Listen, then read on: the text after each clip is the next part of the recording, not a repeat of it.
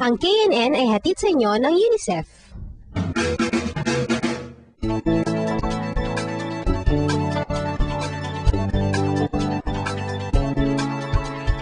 Pagkas sa Burnham Lake, ituloy natin ang nature tripping. Isang summer destination na ipagsisin ng Dumaguete Bureau. Have you ever heard the wolf cry to the blue forest? Or ask the grinning bobcat why he grins? Wala namang wolf o kaya bobcat doon, pero may kamagsaring uni ng mga hayop at set ng tribune dito.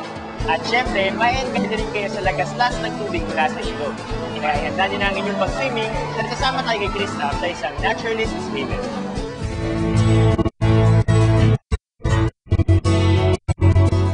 Saan mang dako sa buong bansa, makakikita tayo ng iba't ibang uri ng resorts.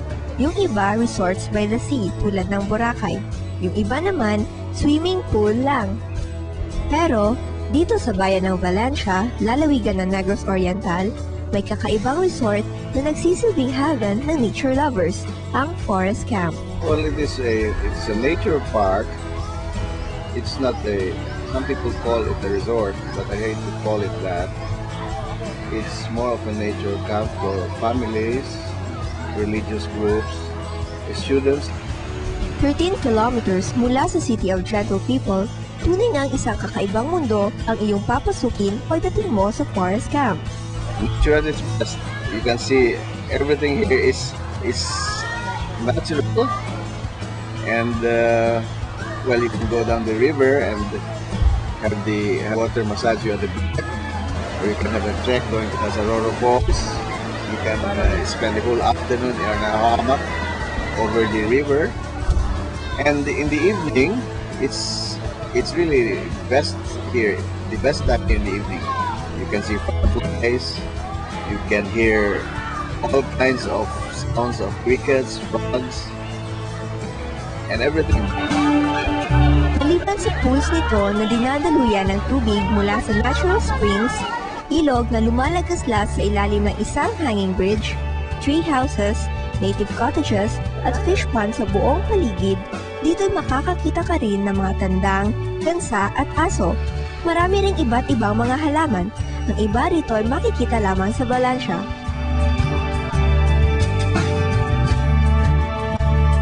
Maliban sa pagiging naturalist's heaven, malaki rin ang naitutulong nito sa pagpapanatili ng natural forest ng buong probinsya ng Negros Oriental. Si Mr. Vicuña ay nakikibahagi sa reforestation program ng pamahalaan.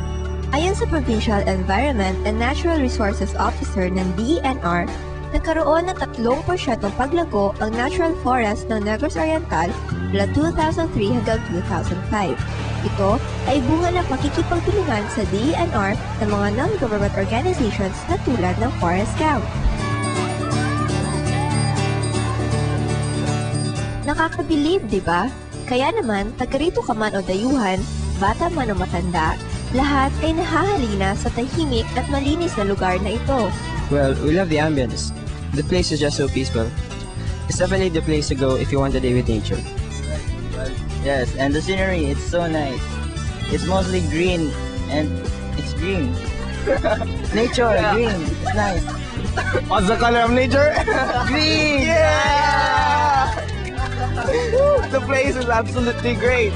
You can see trees all around, and you can listen to the call of the river. Panaghoy sa suba. Maliban sa paglanghap ng masarap, malamig, malinis at preskong ihip ng hangin, gustong-gusto rin ng mga bisitang mag-swimming dito. Well, for me, I would say it's the water because it's so cold and it's so natural. To be successful at ecotourism, one must be a romanticist. He or she must be totally in love with nature to create a romantic place. Tulad ni Mr. Vicuña, he's totally in love with nature, kaya nga napakaganda ng pagkakagawa ng camp. To work around nature, move just a little, some stones where the path goes through and comes along the path. It's basically as it is when we came over. Nature lover ka man o hindi, may kasama ka man o wala, magandang makaalis paminsan-minsan sa kaguluhan ng mga syudad at bumisita sa isang lugar kung saan magiging malapit tayo sa kalikasan. Ngayong summer, sasama ba kayo sa nature tripping namin? Tara na!